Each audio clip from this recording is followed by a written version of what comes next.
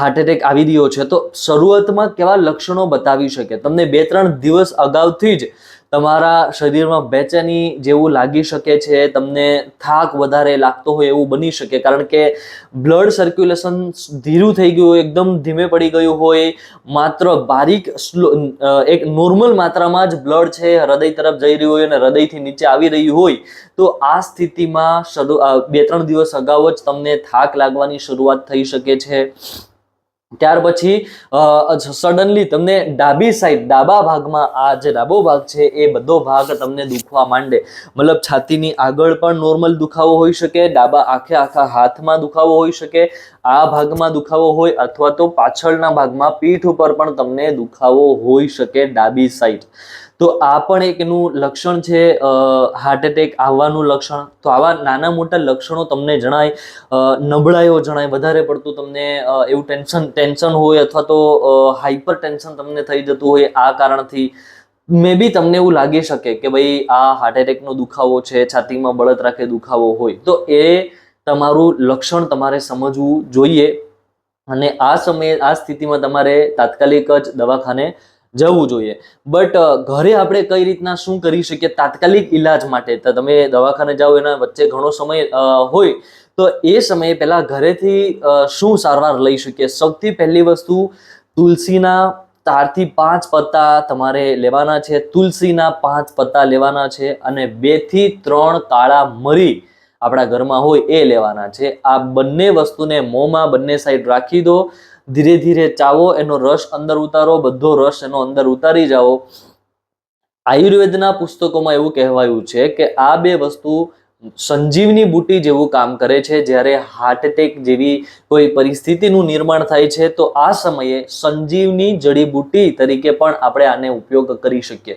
તો દરેકના ઘરમાં આ 2 વસ્તુ છે હાજર હોવી જોઈએ. મરી અને તુલસીનો છોડ એક નાનો ઘરમાં દરેકના હોવો જોઈએ. આ મેઇન વસ્તુ છે. ત્યાર પછી એક ઇમરજન્સીની મુદ્રા બતાવું છું. આ મુદ્રા વિશે હું ઘણી વખત વિડીયો મૂકતો હોઉં છું, પણ લોકોને સમય નથી આ પ્રકારના વિડીયો જોવાનો, કારણ કે અત્યારનું જે ફાસ્ટ લાઈફસ્ટાઈલ છે એના કારણે મે બી સમય ન હોય. તો કોઈ વાંધો નહીં, તમે જ્યારે પણ તમારી પાસે સમય છે, ટીવી જોઈ રહ્યા છો કે દોસ્તો સાથે ગપ્પા મારી રહ્યા છો, આ સમયે તમે આ કામ કરી શકો, મુદ્રા કરી શકો. આપણા હાથની પહેલી આંગળી છે, બંને સાઈડ તમારે મુદ્રા કરવાની છે. ડાબી સાઈડ દુખાવો છે, ડાબી સાઈડ આપણું હૃદય હોય એટલે જમણી બાજુ જમણા હાથે આ મુદ્રા કરશો તો ખૂબ જ વધારે ફાયદો આપણા હૃદયને થશે. બંને હાથે કરશો તો આખા શરીરને ફાયદો થશે. પહેલા તો બંને હાથની જે તર્જની આંગળી છે એને અંગૂઠાના મૂળ ઉપર આ રીતના રાખી દો. એના ઉપર અંગૂઠો આ રીતના રાખી દો. આ થઈ ગઈ આપણી વાયુ મુદ્રા. ત્યાર પછી બાકીની 2 આંગળીઓ છે, મધ્યમાં અને અનામિકા, એનું ટેરવું અને અંગૂઠાનું ટેરવું આ રીતના તમારે જોઈન કરવાનું છે. નાની ટચલી આંગળી કનિષ્ઠિકાને સીધી રાખવાની છે. આ થઈ ગઈ આપણી અપાન વાયુ મુદ્રા, જેનું બીજું નામ છે મૃત સંજીવની મુદ્રા. મરેલાને જીવતું કરી શકે એનું નામ કહેવાય મૃત સંજીવની. તો આ નામ મેં કે કોઈ આપણા અત્યારના સમયના લોકોએ નથી આપ્યું. આ જે તે સમયે જ્યારે આનું સંશોધન થયું, જ્યારે આપણી પાસે કોઈ દવાઓ કે કોઈ ઇન્જેક્શન કે એવું કંઈ હતું નહીં, એ સમયે આ રીતના ત્યારના લોકો છે પોતાનો જીવ બચાવતા. અત્યારે લોકોની ફાસ્ટ લાઈફસ્ટાઈલના કારણે કોઈની પાસે સમય નથી આવું કંઈ કરવાનો, અને આમાં વધારે લોકો માનતા પણ નથી. પણ તમે અગર આની અંદર વિશ્વાસ રાખશો, 10 મિનિટ ખાલી ટીવી જોતા સમયે તમે આવું કરશો, તો હું તમને લખીને આપું છું, હૃદયની જે પરિસ્થિતિ, જે સ્થિતિ છે, હાલની સ્થિતિ એ ખૂબ જ સારી થઈ જશે.